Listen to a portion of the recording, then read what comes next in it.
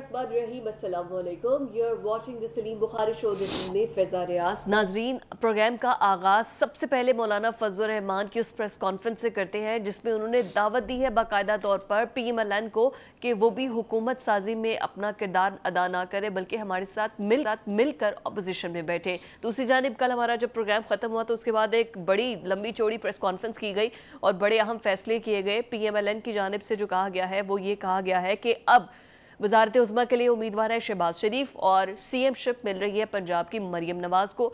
और peoples party कहती है कि हम आपका उम्मीदवार वोट उनको देंगे लेकिन सपोर्ट नहीं देंगे, ना तो हम काबीना का हिस्सा बनेंगे और ना ही ये वज़न उठाएंगे जिसमें आपने सख्त फैसले करने हैं। On the other hand PTI की जानिब से शेर अफजल मरवत ये कहते हैं कि पीपल्स पार्टी उनके साथ राब्ते में है, जरदारी साहब उनके साथ मुसलसल राब्ते में है और ये सब मामलात है जिस पर हम बात करेंगे। बुखारी साहब, सबसे पहले तो मौलाना फजल रहमान और उसके बाद उन्होंने जो दावत, आपको क्या लगता है कि राइट डिसीजन है उनका दावत देना, क्योंकि वो तो खुद हुकूमत का हिस्सा तो बन नहीं रहे मौलाना फजल रहमान?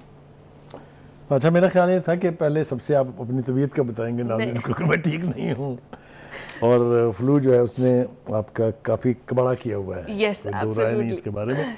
अल्लाह करे कि आप जल्दी से सेहतयाब हो क्योंकि हमें अभी आपकी बहुत ज़रूरत है। एनीवे, आपने जो इब्तिदाइया कहा है, यकीनी तौर पे आज की सबसे बड़ी खबर तो मौलाना फजल रहमान का वो बयान है जो प्रेस कॉन्फ्रेंस में उन्होंने दिया है। मेरे ख्याल से उन्होंने काफ़ी दो टोक गुफ्तगू की है। खुला उन्होंने अपना माफी ज़मीर भी बयान कर दिया है, how he feels about these elections, और साथ ही अपने ऑप्शंस भी जो हैं वो खुले ओपन कर दिए हैं।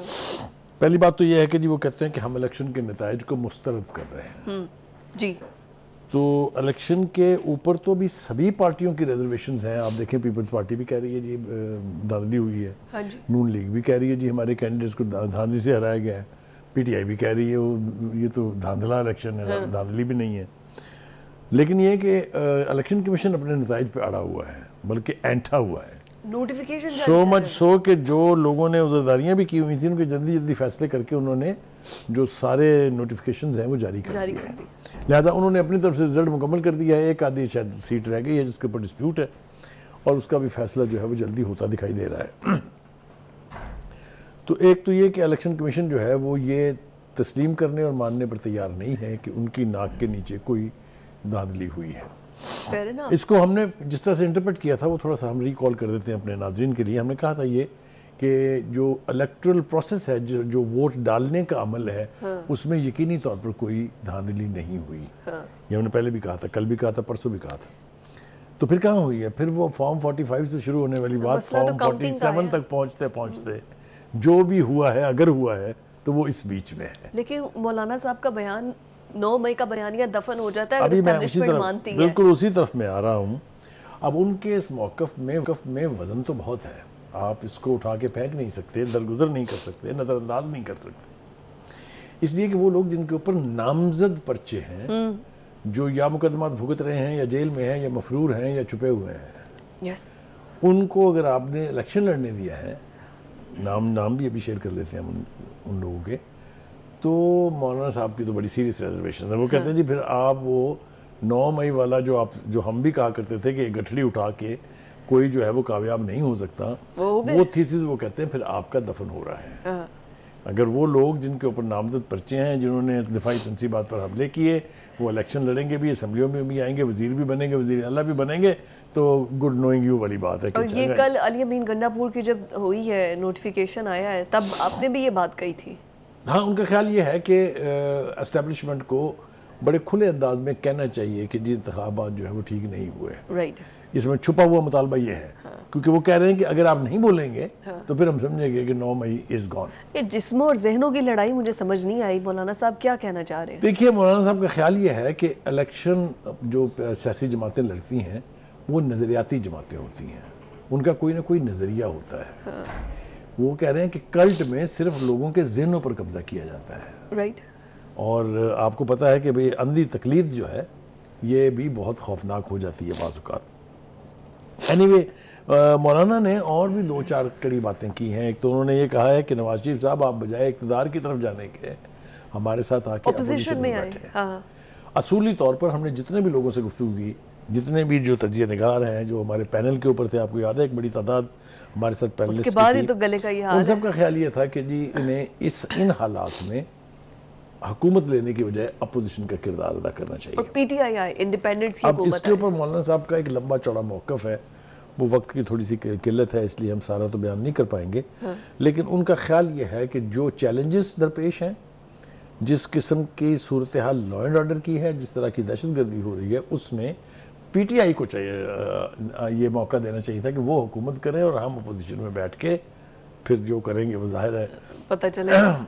IMF से मुआहदे में जाना पड़ेगा। अगर पीटीआई जाएगी तो फिर खड़ी कहाँ होगी, कैसे फेस करेगी उन लोगों को जिनको उन्होंने कहा कि जी IMF से मुआहदा करके मुल्क का सौदा कर दिया गया, वगैरह वगैरह वगैरह। ये सारी लंबी चौड़ी गुफ्तगू जो है, मौलाना साहब जो है वो देखें, वो यानी इक़्तिदार के खिलाड़ी तो मैं उनको नहीं कहूँगा, लेकिन उनको बैलेंस करने का फ़न बहुत आता है।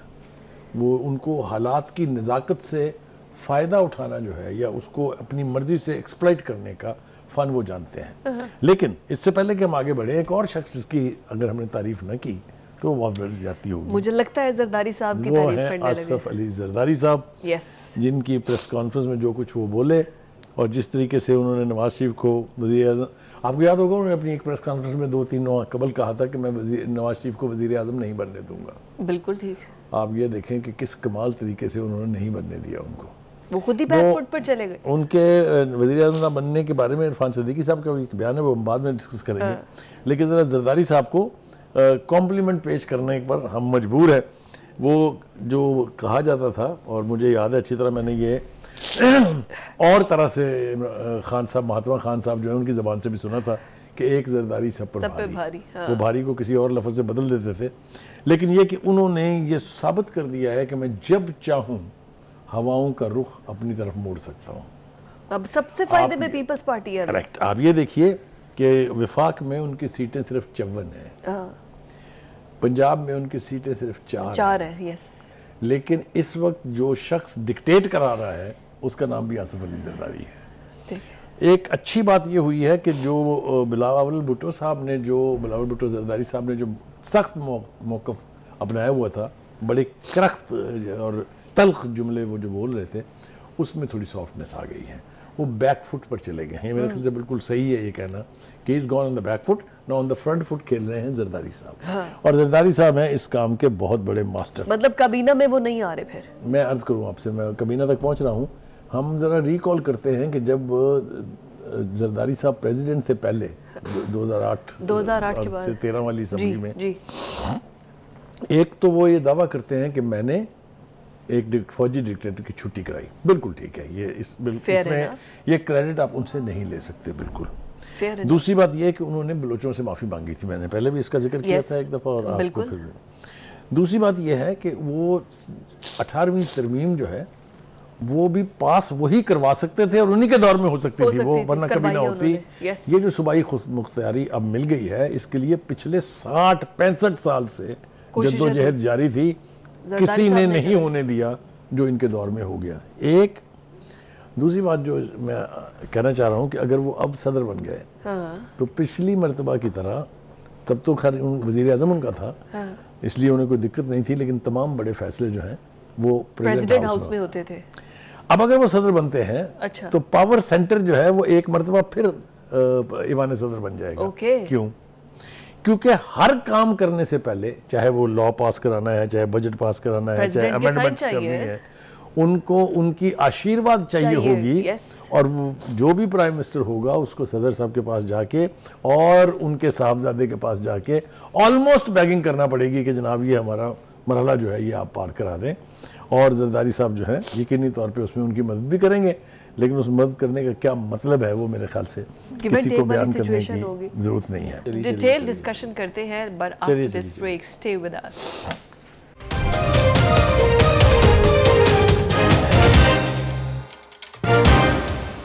अच्छा, ये जो मुश्किल फैसलों का बुखारी साहब बार बार कह रहे हैं कि हम आएंगे मुश्किल दौर में और मुश्किल फैसले करेंगे और IMF के पास जाएंगे और उसके बदले में हमारी बिजली پیٹرول اور جتنے بھی پاور سیکٹر ہے، سب سے پہلے تو ان کی قیمتیں بڑھیں گی.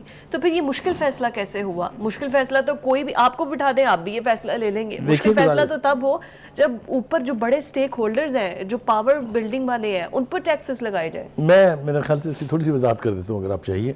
دیکھیے جو چیلنجز ہیں وہ تو ویزیبل ہیں، ہاں ڈھکے چھپے نہیں ہیں.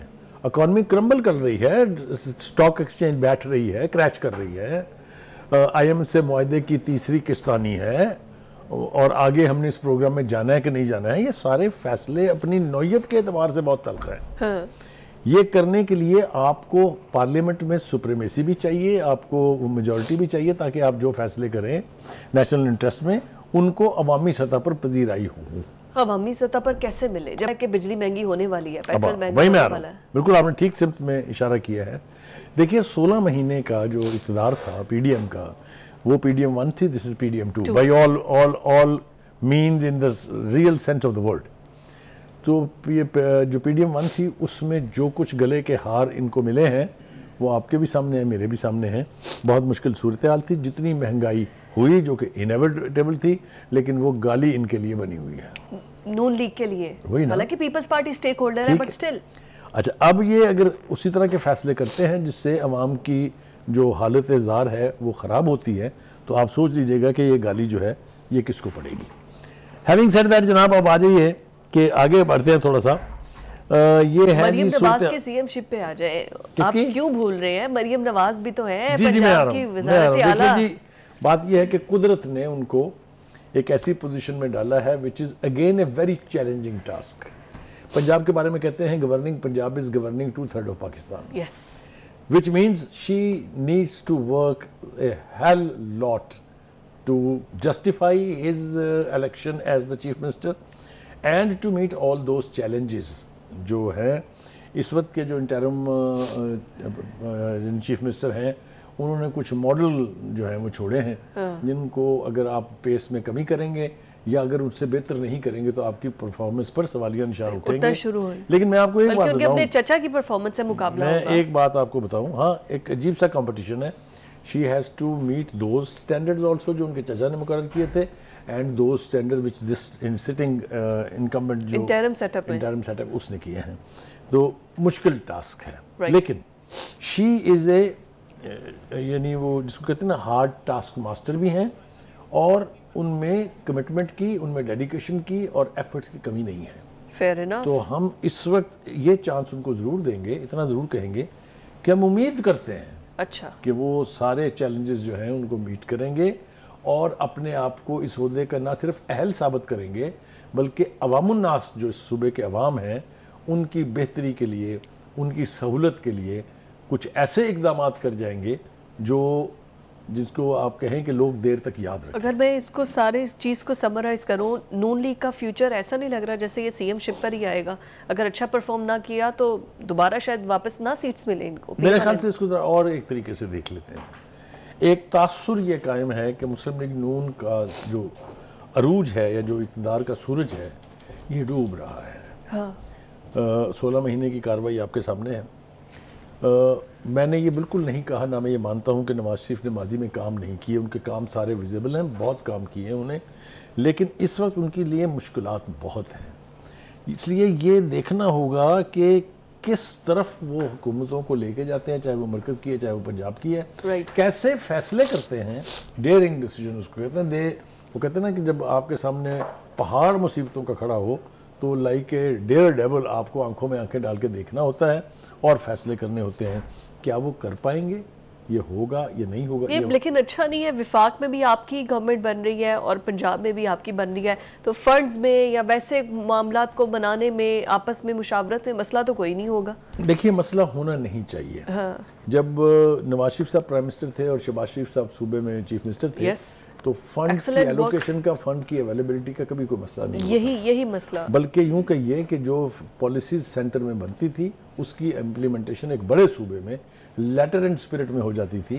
اس لیے وہ بھی ایک بہت بڑی ایڈوانٹیج تھی. وہ ایڈوانٹیج تو اب بھی ہوگی لیکن اپوزیشن بہت سٹرونگ ہوگی. لیکن اگر تو پی ٹی آئی آ کے بیٹھ جائے تب بھی، اگر پی ٹی آئی کے ساتھ مل جائے مولانا فضل الرحمان صاحب تب بھی، اگر پیپلز پارٹی الٹیمیٹلی ناراض ہو جاتی ہے, بات نہیں بنتی ہے, اپوزیشن میں نہیں ہوتی ہے, تو آپ کی حکومت گئی نا, اپوزیشن میں کیا بیٹھ جانا. اوپر سے شیر افضل مروت جیسے آ رہے ہیں اپوزیشن میں تو یہ حیران ہوں. ہاں وہ میں اس پر ابھی تھوڑی دیر میں آنا چاہتا ہوں, لیکن آپ مجھے پہلے بریک پر جانا ہے میں نے, لیکن اس پر آئیں گے ابھی تو بہت کچھ ہے. اور پھر زرداری صاحب اور ان کے آپس میں رابطے, چلیے آپ ڈیٹیل ڈسکشن کرتے ہیں, but after this break stay with اس.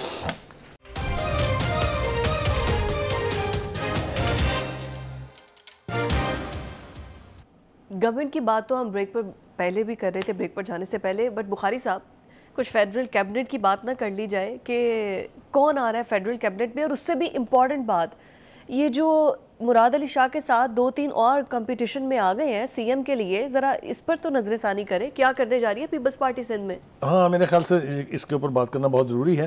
دیکھیے سندھ کی کابینہ میں تو جو لوگ آئیں گے وہ اپنی جگہ, ایک بات تو یہ یاد رکھیے کہ وہاں پر 5 وزیر ان کو ایم کیو ایم کو دینی پڑیں گی, 5 وزارتیں سندھ میں. یہ آلموسٹ انڈرسٹینڈنگ ہے اور اس میں تبدیلی کا امکان بہت کم ہے. اوکے. لیکن سندھ کی جو چیف منسٹرشپ ہے نا, اصل میں وہ معاملہ ہے, وہ جو ہے نا اپنے مراد علی شاہ صاحب, وہ کئی سالوں سے, جب سے پیپلز پارٹی کی حکومت ہے وہاں, قائم علی شاہ صاحب کے بعد سے وہ چل رہے ہیں. اب اس میں ایک تو فریال تالپور صاحب جو بہت ہیوی ویٹ نام ہے, آپ نے بلاول کی بھپو رشتہ بھی بتا دیا کہ وہ بھپو ہیں بلاول صاحب کی, اور شرجیل میمن صاحب جو اس پورے عرصے میں سپوکس پرسن رہے ہیں پیپلز پارٹی کے بھی اور سندھ گورنمنٹ کے بھی. And he was very active. جی. اور دوسرے ہیں ناصر Ali Shah sahib. Nasir Ali Shah is a real worker, very hard working and very dedicated worker of Peoples Party. تو یہ 3 نام شامل ہو گئے ہیں. اس کا مطلب یہ کہ 3 تو رن میں ہیں اور ایک فیورٹ آلریڈی موجود ہیں جو مراد علی شاہ صاحب ہیں. یس. اچھا جی, میں نے جیسا عرض کیا کہ 5 وزارتیں یہاں ایم کیو ایم. اچھا ویسے کتنی خوبصورت بات ہوگی, پنجاب میں مریم نواز, سندھ میں ہمارے پاس وہاں بھی نئی تاریخ لکھی جا رہی ہے کہ پنجاب میں بھی پہلی دفعہ خاتون جو ہے وزیر اعلیٰ بنے گی, اور وہاں پر بھی پہلی دفعہ اگر بنتی ہے تو. اب آ جائیں جناب وفاقی کابینہ کی طرف. ہاں جی, وہاں کی کیبنٹ. وفاقی کابینہ کے حوالے سے ہم یہ سن رہے ہیں کہ 25 رکنی کابینہ بنے گی انیشلی, یعنی پہلی کابینہ میں 25 لوگ ہوں گے. اس میں 3 سے 5 وزارتیں جو ہے ایم کیو ایم کو دینے کا وعدہ کیا ہے. اچھا, سندھ میں ان کو مل رہی ہیں 20-25, پروونشل کیبنٹ میں 5 مل رہی ہیں, سوری, اور 3 سے 5 ان کو وفاقی کابینہ میں ملیں گی. اور انہوں نے مطالبہ یہ کیا ہے کہ بھائی صاحب یہ زبانی باتیں ہم ماننے کے لیے تیار نہیں ہیں, ہمیں لکھ کے دیں. اچھا. اور اس کے لیے جو ان کے کینڈیڈیٹس ہیں ان کا ذرا نام میرے خیال سے ہم شیئر کر لیں. ان میں خالد مقبول صدیقی صاحب ہیں, فاروق ستار ہیں, سید مصطفیٰ کمال, سید امین الحق اور خواجہ اظہار الحسن. بالکل ٹھیک. یہ وہ نام ہیں جو وزیر بنیں گے اگر 5 وزارتیں ان کو کابینہ میں مل جاتی ہیں.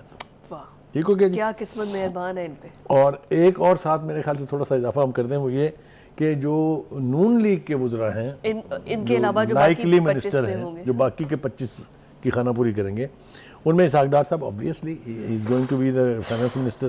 ایاز صادق صاحب ہیں, خواجہ آصف ہیں, حسن اقبال ہیں, مریم اورنگزیب ہیں, عطا اللہ طارڑ ہیں, شیزا خواجہ ہیں, ریاض الحق جج ہیں, بلال ازرکیانی ہیں, طارق فضل چودھری, راجہ کمر الزمان اور رانا تنویر حسین. ہاں ٹھیک ہے, سب ریناؤنڈ نیم ہے, سب پہلے عہدے رکھ چکے ہیں. ان میں سے بس میرے خیال سے شیزا خواجہ پہلا نیا نام ہے, اور عطا اللہ طارق کو منسٹر, لیکن وہ ہی واز ویری ایکٹیو. عطا اللہ طارق کو ایٹ لیسٹ, اور استحکام پارٹی کے جو, لیکن میں سردار ایاز صادق کو ایز اے اسپیکر دیکھنا چاہوں گی, یہ میری خواہش ہے. دیکھیے چوائس بہت لمیٹڈ ہے. پیپلز پارٹی میں راجہ اشرف صاحب ہیں جو وزیر اعظم.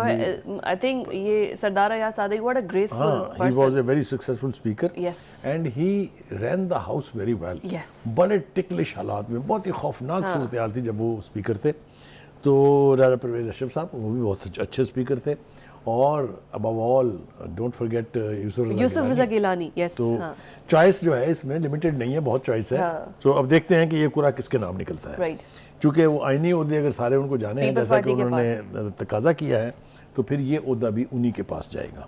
ٹھیک ہو گیا جی.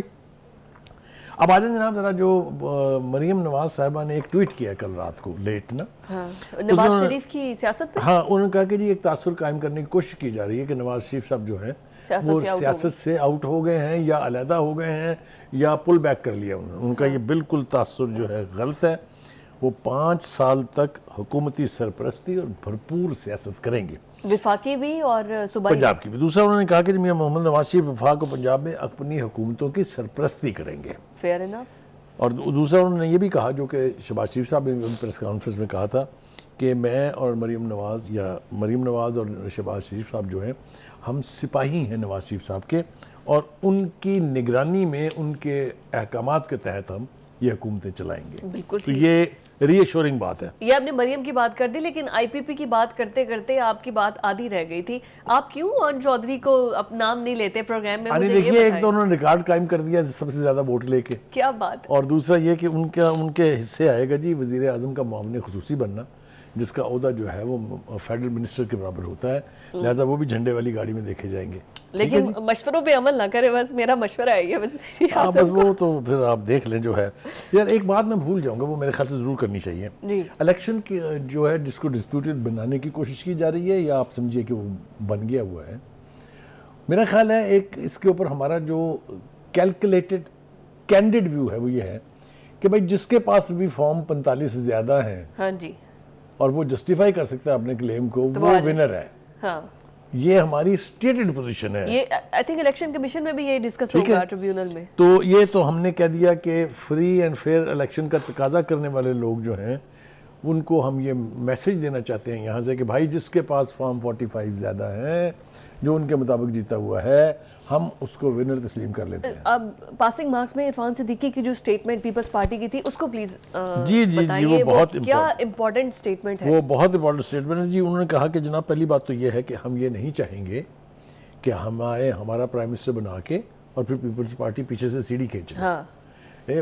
تھوڑا ڈیفیکلٹ بیان ہے، لیکن بہرحال انہوں نے یہ بیان دیا. انہوں نے کہا کہ اس وقت صورتحال یہ ہے کہ کوئی ایک سنگل پارٹی جو ہے وہ حکومت بنانے کی پوزیشن میں نہیں ہے، اور ایسی صورتحال میں اکثر اسمبلی جو ہے وہ ٹوٹ جاتی ہے. 90 دن میں میرے خیال سے جو اکٹھ ہوا تھا کل چودھری شجاعت حسین کے گھر، جو کہ ایک طرح کا پاور سینٹر بنا ہوا ہے آج کل، وہ اس لیے بھی ضروری تھا کہ اس اسمبلی کو ڈیزالو ہونے سے روکا جائے، ان الیکشن کو کالعدم قرار دیے جانے سے بچانے کے لیے ایک انڈرسٹینڈنگ جو ہے وہ میجورٹی آف دا پارٹیز جن کے پاس ووٹس ہیں، جنہوں نے الیکشن جیتا ہے، وہ مل کے اس صورتحال کو ایورٹ کریں. وہ مجھے ایورٹ ہوتی دکھائی دے رہی ہے. بالکل ٹھیک ہو، کیونکہ حکومت بھی بنتی ہوئی دکھائی دے رہی ہے. اور اب تو یہ لیٹس سی کہ پرفارمنس پہ ہی ایک بات اور، یہ الیکشن کی جو بات ہو رہی ہے وہ ساتھ ساتھ ہم کرتے جائیں.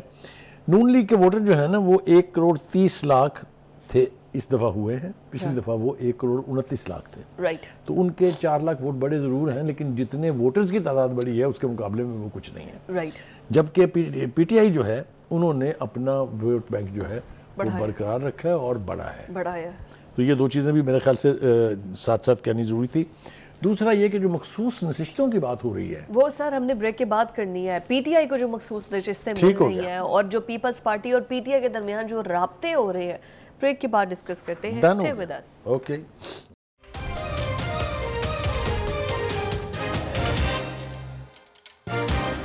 ایسا کیسے ہو سکتا ہے کہ ہم پاکستان تحریک انصاف کی بات نہ کریں تو پروگرام ادھورا رہ جائے گا. لیکن سب سے بڑا مسئلہ یہ ہے کہ پاکستان تحریک انصاف جو کلیم کر رہا ہے کہ ان کو ریزرو سیٹس اور خواتین کی جو مخصوص نشستیں ہیں اقلیتوں کی ملا کے وہ مل سکتی ہیں، اور اسی کے لیے وہ دوسری جماعتوں سے اتحاد کر رہے ہیں. بخاری صاحب، جماعت اسلامی سے اتحاد کا اعلان کیا تھا لیکن انہوں نے تو اب ان کو جھنڈی دکھا دی ہے. وہ تو کہہ رہے ہیں آپ نے ہمارا ٹرسٹ توڑا ہے. لیکن یہ ریزرو سیٹ والا معاملہ بتائیں، کیا واقعی پی ٹی آئی اہل ہے مخصوص نشستوں کی؟ دیکھیے پہلی بات تو یہ ہے کہ جماعت اسلامی کا تو آپ نے بتا دیا کہ وعدے وحید کچھ ہوئے تھے، کیا انہوں نے کچھ، اس لیے جماعت اسلامی نے تو لال جھنڈی دکھا دی ہے کہ جی thank you very much, good knowing you. ٹھیک ہے. مگر ساتھ ہی J U I Sherani group جو ہے انہوں نے پیشکش کر دی ہے پی ٹی آئی کو کہ جناب ہمارے بازو کھلے ہیں، آئیے جناب تشریف لائیے. ٹھیک ہو گیا جی. لیکن یہ جس چیز کے لیے کیا جا رہا ہے وہ حاصل ہو جائیں گی کہ نہیں پی ٹی آئی کو، I think that is the question mark. And very rightly so you pointed it out. جو قانون ہے وچ از دا الیکشن ایکٹ، جو امینڈمنٹ ہوئی ہے اس میں الیکشن ایکٹ کی جو دفعہ 104 ہے سیکشن 104، وہ یہ کہتا ہے کہ جناب ایسا ممکن نہیں ہے، کیونکہ آپ نے جن ریزرو سیٹس کے اوپر نومینیشن کرنی ہوتی ہے وہ آپ کو وقت سے پہلے، جو ڈیڈ لائن ہے اس سے پہلے ان کے نام جمع کرانے ہوتے ہیں، قوائف ان کو ہم کہتے ہیں، جمع کرانے ہوتے ہیں. اور یہ آپ کو دینے ہوتے ہیں جب آپ نے اپنی الیکشن ڈیٹ اناؤنس کرنے سے پہلے؟ ہم ڈیٹ بتا دیتے ہیں نا، 20 دسمبر تک کرنے تھے. یہ اوکے، ڈیٹ ہے، اسپیسیفک ڈیٹ ہے.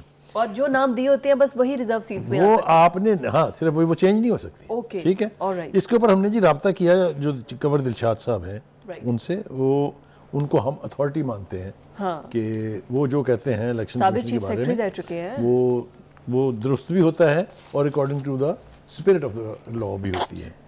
وہ یہ کہہ رہے ہیں, اور میں ان کا بلکہ کوٹ آپ کو پڑھ کے سنانا چاہتا ہوں.